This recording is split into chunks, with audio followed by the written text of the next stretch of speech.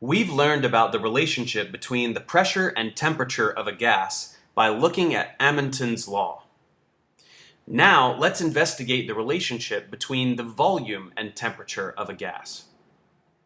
We might be able to make qualitative observations about this relationship.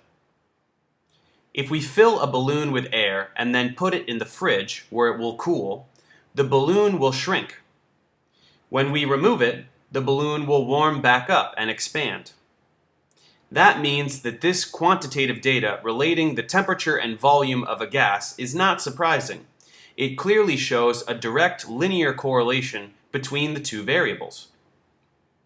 At constant pressure, as temperature rises, the volume of a gas expands.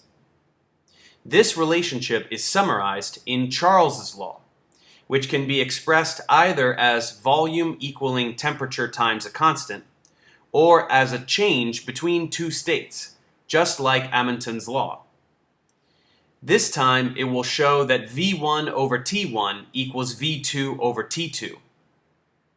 If the temperature in Kelvin doubles, the volume must also double in order to keep this equation valid.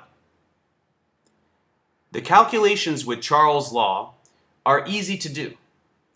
Let's say we have 0.3 liters of carbon dioxide gas in a balloon at 10 degrees Celsius. If pressure is held constant and the temperature goes up to 30 degrees, what will be the new volume of the gas? Let's convert our temperatures to Kelvin by adding 273 to each, and then plug those values into Charles's law. We will see that the final volume must be 0.321 liters, which makes sense as a small rise in temperature should be reflected by a small increase in volume. We could do the same thing to find a change in temperature if we knew the change in volume. Let's say we had a 405 milliliter sample of ethane gas at room temperature, 298 K.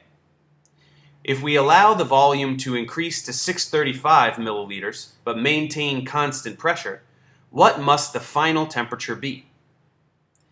Once again, plugging in these values and solving for T2, we can see that the final temperature necessary to generate this change in volume will be 467 K. Thus, we have shown that the volume and temperature of a gas are directly proportional.